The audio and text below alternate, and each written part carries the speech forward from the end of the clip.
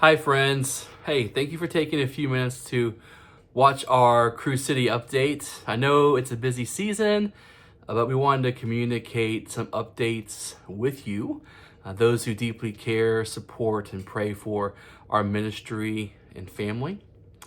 One of the big changes happening for me is my transition from HR staff care. So the last 2 years, I've served as the Associate Director of Staff Care in Cru City. While I enjoyed most of the work I was doing to help staff in crisis, I began praying for other opportunities within the Cru ministries to have a more proactive role where my skills, talents, experiences, and desires could be used more effectively. And so along came this ministry called Hope Has Arrived. So last year I had the chance to contribute a few articles to this Cru ministry. Hope Has Arrived. This ministry exists to help find hope, strength, and peace amid cancer diagnosis. And so many of you know my history with cancer, having stage 3 testicular cancer in my early 30s, and then stage 2 thyroid cancer about 6 years ago. And to be quite honest, this ministry is kind of new within the Cru City umbrella and new to Cru entirely. But it's also an answer to prayer. I began praying about what it might look like to invest more of my time in areas and ministries where I could be alongside cancer fighters, survivors, caregivers, in light of the way cancer has really affected my life long term. Even since I was a young man in my early 20s, I carry a lot of the things I experienced at that time, both physically, mentally, spiritually, with me still today. And then as recent as 6 years ago as well, it was very different walking through that journey as a husband and a dad and with a tight community. And so I've been praying about ways to connect with folks going through that, especially folks amid cancer diagnosis or survivorship who are far from Jesus. And so Hope Has Arrived is really honestly an answer to prayer because it's a natural place for me to fit in. And so I began to pray about what it might look like to invest more time with Hope Has Arrived, because I've admired their work and their efforts to reach those folks battling cancer outside the faith community. In 2024, Hope Has Arrived had 1 million visitors on their website, and they currently have a vision to reach 13 million by 2029. And so there's a lot going on in that ministry. Today, through the faithful storytelling of cancer survivors, Hope Has Arrived has a pretty vital and thriving outreach via articles, support group, email follow-ups, and lots of more. And so I have recently stepped into a survivor care specialist role for the time being, in hopes that I might step into something a little bit later. There's only a few staff actually working here. And so, for instance, I wrote an article last year that has 16,000 viewers, and my article is actually amid some of the least viewed.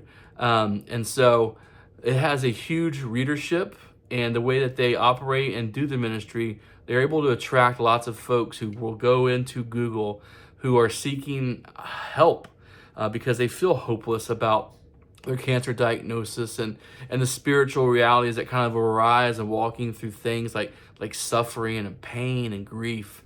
And so, again, 16,000 viewers sounds like a lot, and those are viewers, not just viewed. And so those are individuals, one by one. And so, but one of the articles that has reached a lot more than that is another article written by a cancer survivor and kind of a story of hope that they feature on there.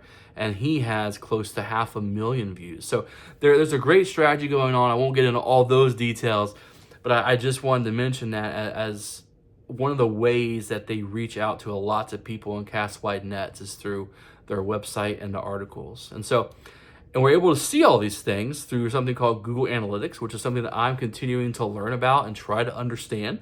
And so Google Analytics, I can even show you really quickly. This is very low tech, but I want to do it anyways. Show you my laptop. So there's Google Analytics. I can log onto the Hope Has Arrived page, and I can see, for instance, like it's all red right now because it's Christmas time. There's lots of battle for different ads, and so folks are going different places. That's all right. We can see on here active users in the last 30 minutes. We can see the counts, the views, key events, even like what articles have been most read. And then there's this kind of breakdown of viewership across the world.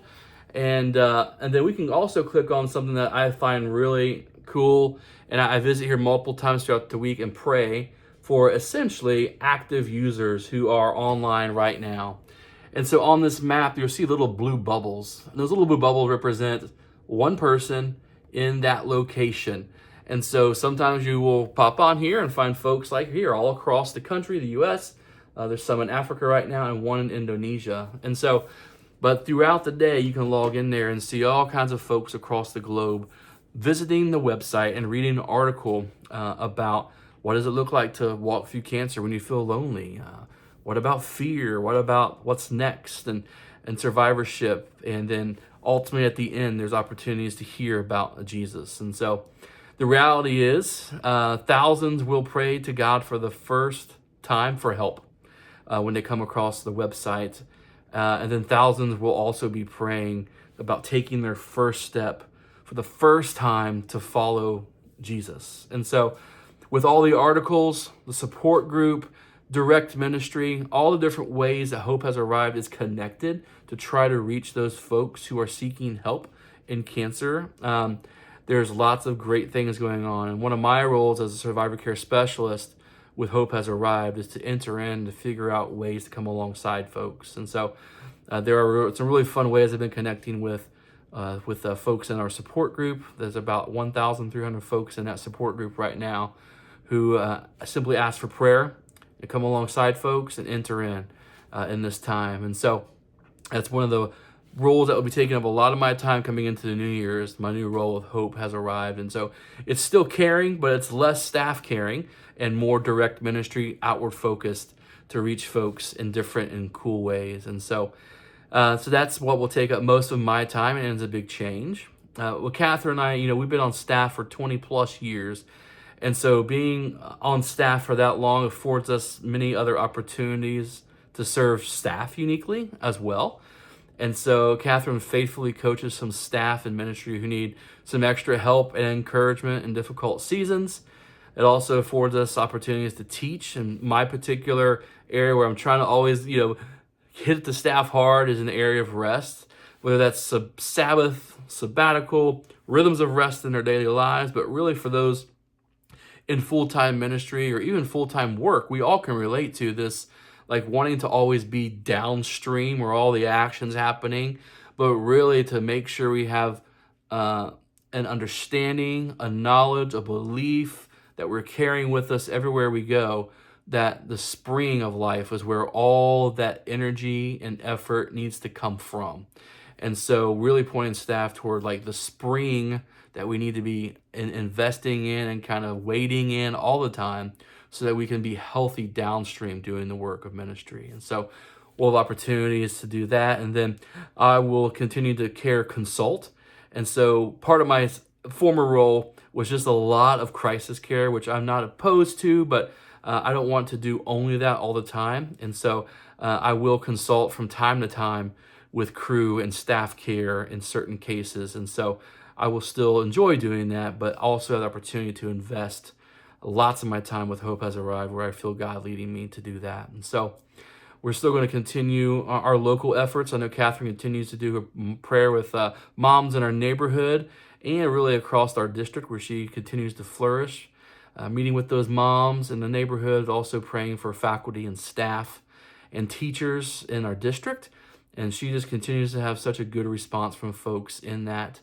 And then globally, obviously we still are in terms of prayer, praying for opportunities to connect some of our Cru City dots to potential Cru campus dots across the globe, particularly in Mumbai. And so even as I'm saying that, don't share this video with anyone outside of your home because, again, we want to be very sensitive. But we have opportunities to see what that might look like. And then obviously we still have our connection to our local church, and we've been able to bring some of that partnership and relationships over to them and invest. And so actually it's kind of fun. Over, I don't know, was it 12 years ago? Yeah, 12 summers ago, my wife and I and Ruth, who was 2 at the time, took over, I think, 15 college students to South Asia in Mumbai. And then this spring, Ruth's going to go back with me as a 14-year-old, almost 14-year-old, to go back to Mumbai, and also with another father and his daughter around the same age from our church. So it's really fun to see kind of the synergy and these things come full circle, to be able to invest in that city where God continues to have us invested. And so prayers for that, and even future developments for that, what that might look like to partner well, both with Cru and a local church, and then with other ministries in the Cru stratosphere. So praying for that would be great. And the connections even locally with Aruna and opportunities we want to be more involved in to connect our neighbors to what's going on with them. And so continue to pray for us to work together in our neighborhood. Catherine and I have a desire to do more work together. And so we're trying in this season to pray about that, what might look like. We don't have any answers yet. I'm not even coming to you with like, hey, here's what we're doing. Pray for that. We're actually praying and asking you to come alongside us to pray for us to work together and what that might look like.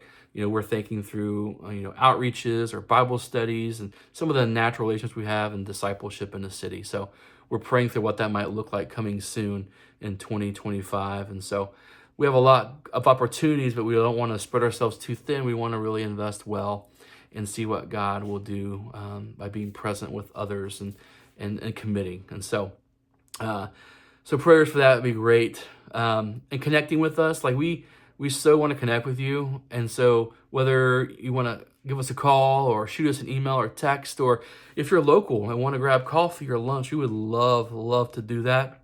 I know we have limited capacities and time, but we so do give thanks for your prayer and your care and deep support for our ministry and our family. Again, we've been on staff for over 20 years, and we are thankful for those and old and for those new, that we get to have a partnership team like you. And so reach out to us with any questions you might have about our next steps and what we're doing this upcoming year. If you have prayer requests, things you would like us to put before the Lord and be on our knees for, faithfully praying for you, we want to know what those things are as well. And so, and again, if you want to grab lunch or coffee, reach out. Even if you're not local and you're like, man, I really want to see you. Like, there are some folks I can think of right now that I would love to do that with. I haven't seen in a long time. So if you're like, I want that, but I don't want to tell him that because he lives far away, I don't care. Reach out to me and let me know, and I'll see what I can do, because I really do want to make that at least a conversation. Like, maybe we can make that happen this year. And so, again, thanks so much for taking the time to watch this. We're at almost 13 minutes. We're way beyond the threshold of attention span, so maybe you watched it in chunks, or maybe you watched all the way through. I'm not sure, but I'm glad and I'm thankful for you. Have a very Merry Christmas, and I look forward to connecting with you soon. Thanks, and bye.